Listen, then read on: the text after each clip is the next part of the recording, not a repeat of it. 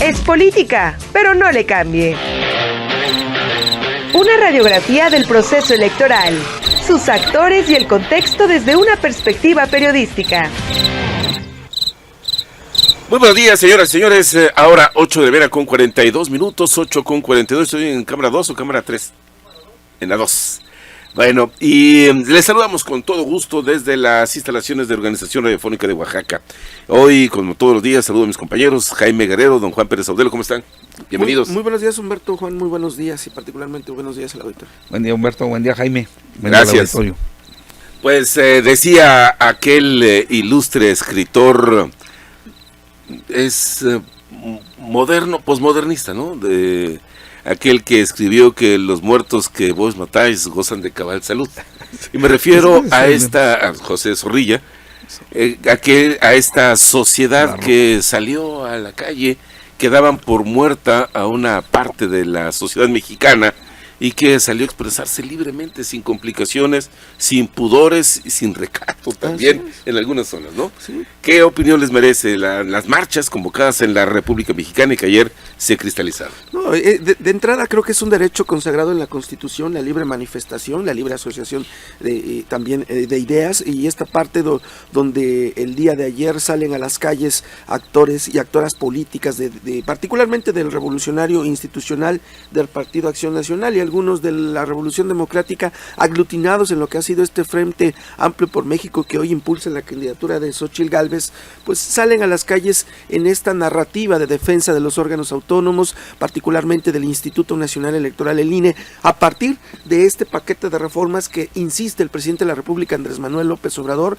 en plantear de 20 reformas constitucionales que pasa por la desaparición de órganos autónomos, la modificación del INE, la modificación del Tribunal Electoral. Así es, de estos organismos jurisdiccionales electorales, los métodos de elección de los ministros, magistrados y todo este andamiaje jurídico que plantea el presidente en medio del proceso electoral. Y también, es un mensaje político electoral el que manda el presidente, responde este conglomerado de partidos políticos, también ciudadanos fervientes y creyentes de la libre manifestación que el día también salieron, pero evidentemente es un juego de estrategias de posicionamientos políticos electorales, ¿no?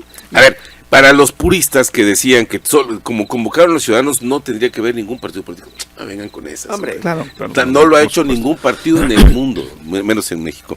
Y a qué hora, no sé si ya renunció el presidente de la República.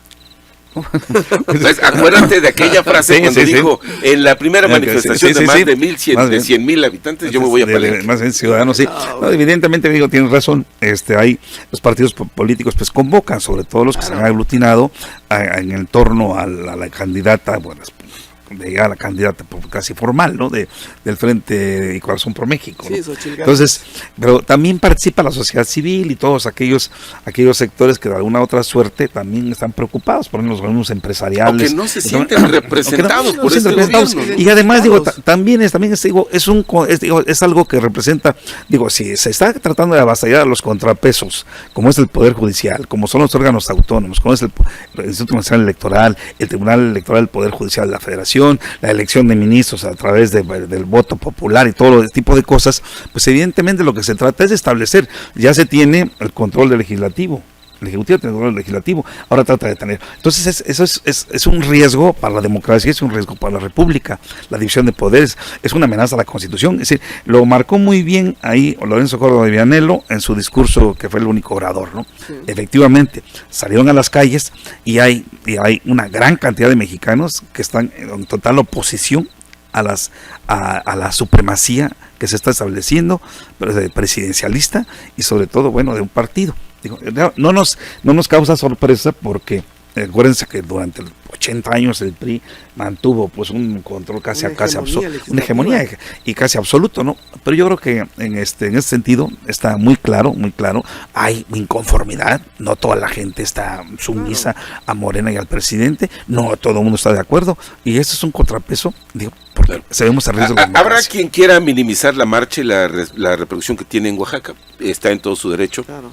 Recordarle solamente a los detentatarios del poder que hasta la rata más cobarde, cuando se siente acorralada, se defiende y entonces empieza la brincadera. Sí.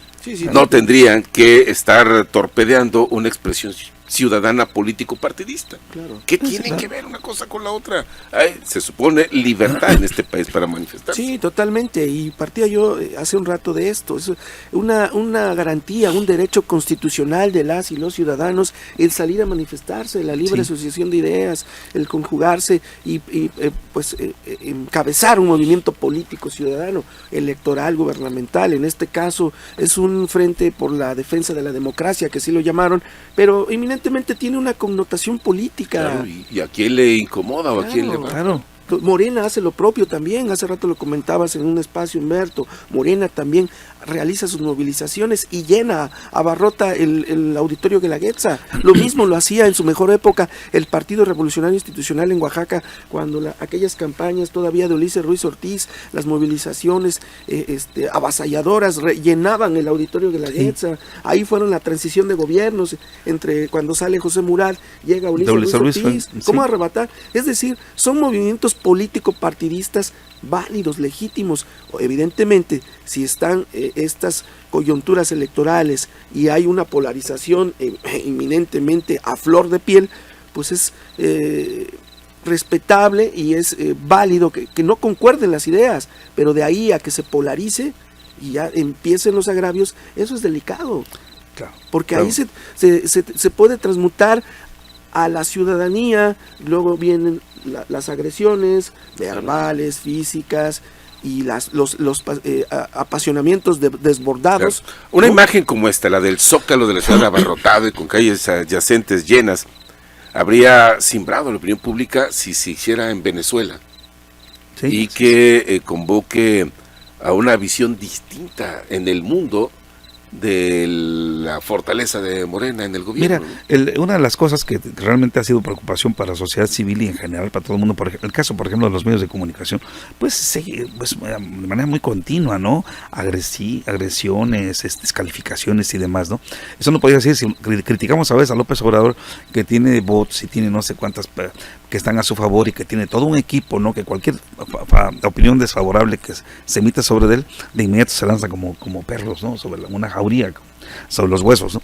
Entonces, tampoco sería prudente, tampoco sería calificar, como digamos que en la parte opositora, en los adversarios, también prevalezca lo mismo, ¿no? Intolerancia y todo lo demás.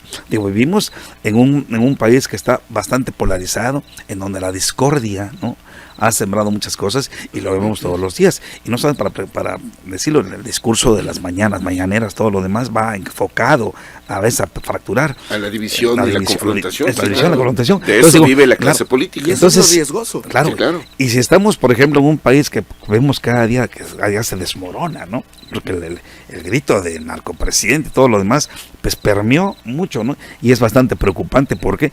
Porque las cifras, las matemáticas no mienten, ¿no? Son así, más de 180,000 muertos que van en los 5 años de gobierno, y la política de seguridad pública es un rotundo fracaso, ¿no? Los señalamientos de países como Estados Unidos y todo lo demás, pues no son gratis. Entonces hay mexicanos preocupados por lo que pasa en este país, más allá de cuestiones de cuotas de partidos y demás. Obviamente los partidos convocan, pero son los que tienen la capacidad a veces de convocar.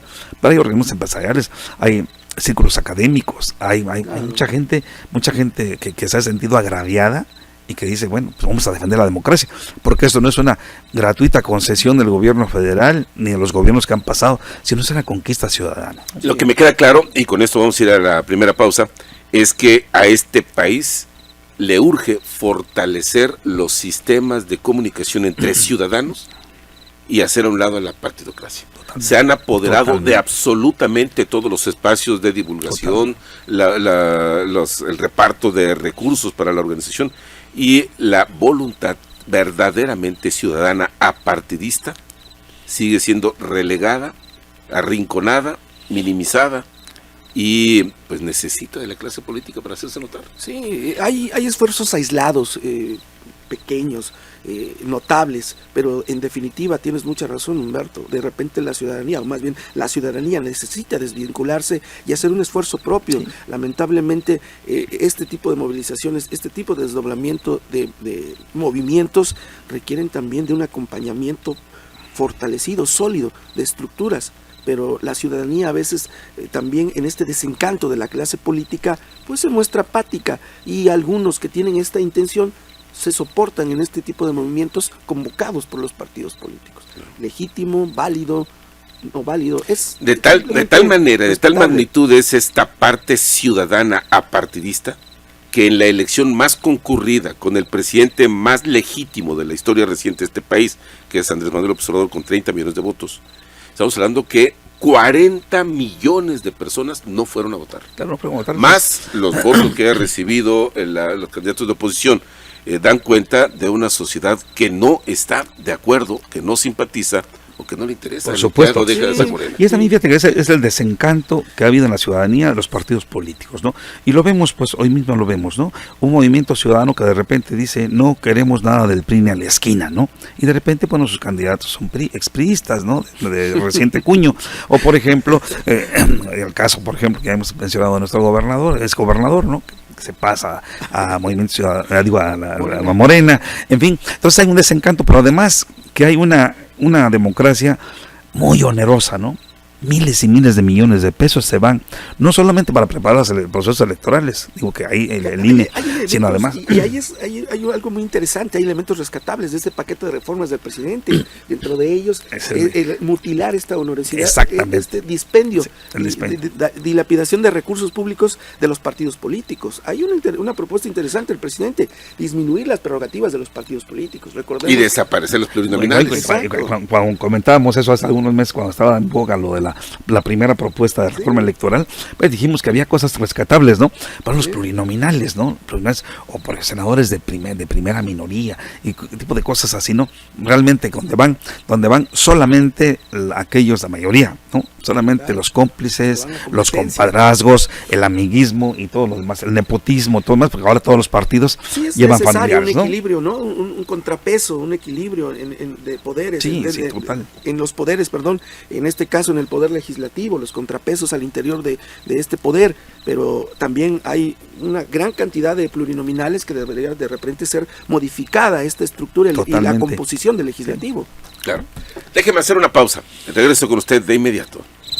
Estamos de regreso, y para hacer el tema de las marchas, si coinciden conmigo o si quieren expresar una opinión distinta, yo diría también que en el caso singular de Oaxaca, que es uno de los bastiones del López Obradorismo en la República Mexicana, la marcha ciudadana contra el presidente de la República transcurrió sin incidente alguno. ¿Sí? Salieron libremente, llegaron al Zócalo, nadie les impidió ni les manifestó, y esto habla también de cierta madurez política de Salomón Jara, ¿no? Claro, totalmente, tuvieron las facilidades de las autoridades municipales, estatales, vimos operativos de vialidades, cerraron las calles, es decir, no hubo ninguna provocación, ningún incidente grave, todo transcurrió sin mayores complicaciones. Salieron de Paseo Juárez del Llano, arribaron al Zócalo, hubo una oradora, la verdad desconozco el nombre de la oradora, fijó posicionamiento y se acabó.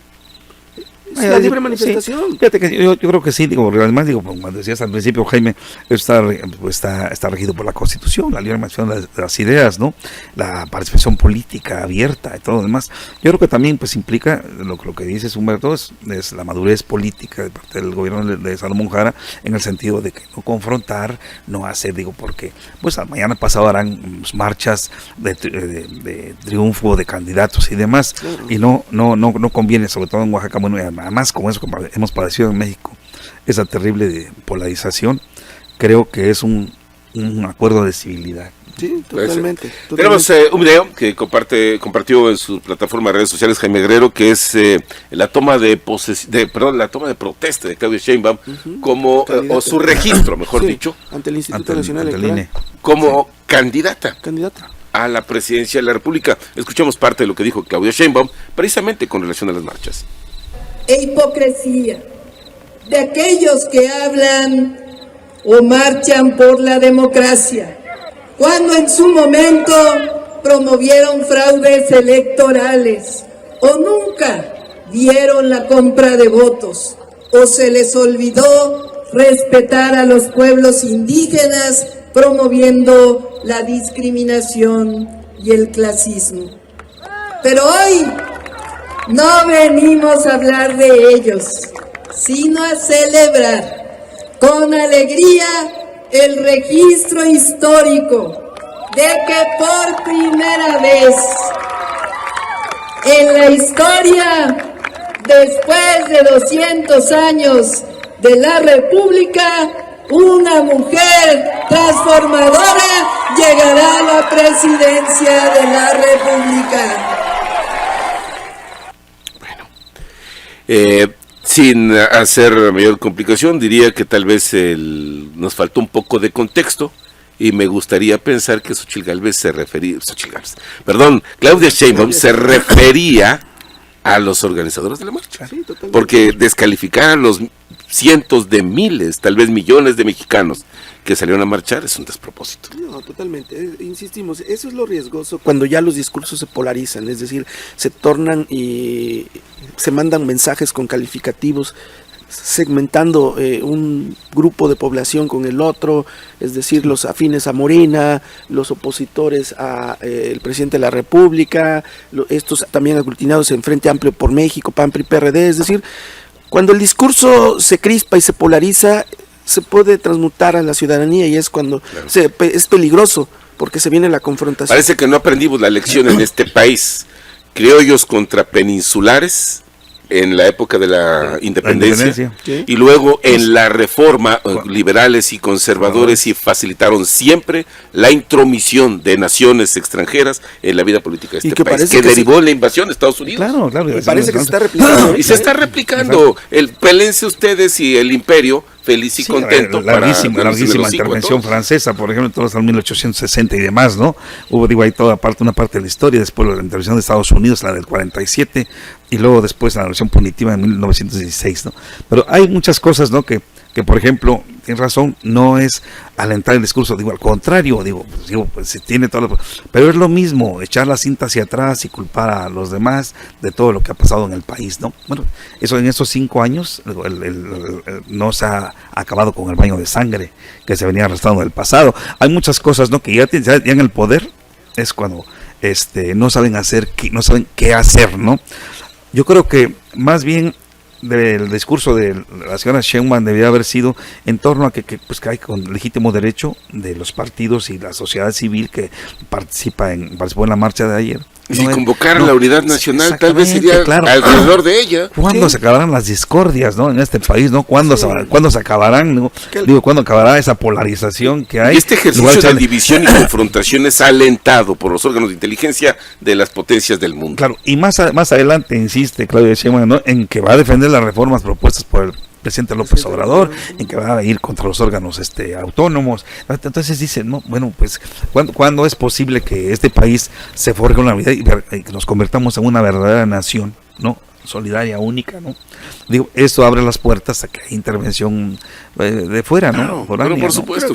Creo que sí, en su mensaje hizo este llamado a la concordia y la unidad, pero sí insistimos en que retoma este discurso, esta narrativa de calificativos en contra de esta movilización, era innecesario, y es innecesario por esta crispación que se puede generar precisamente en medio de este proceso electoral donde los ánimos se desbordan y las pasiones a flor de piel. La vida política de este país requiere de la división para que no se les vayan los que no están muy convencidos.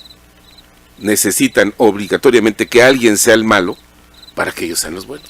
En esa retórica. Pero la división en este país pues es oro molido para las potencias del mundo, particularmente los vecinos del norte. Y aparte de todo eso, fíjate que provoca mucho desencanto ciudadano, ¿no? Pues se están como polarizando, confrontando, porque pues lo quieren seguir mamando el poder público, ¿no?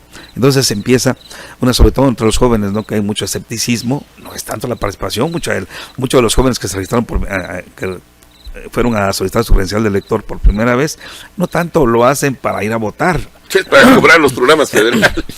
Exactamente, y tal vez también para tener ya, digamos, la cuestión de ciudadana, ¿no? Pero hay un gran desencanto ciudadano y la partidocracia es lo que ha contribuido a todo esto, ¿no? Esa confrontación, ese discurso de estar enconado, ¿no? Enconándonos. Totalmente. Bueno, gracias por acompañarnos. Que tengan una mañana excelente. Cuídense mucho. Hasta la próxima.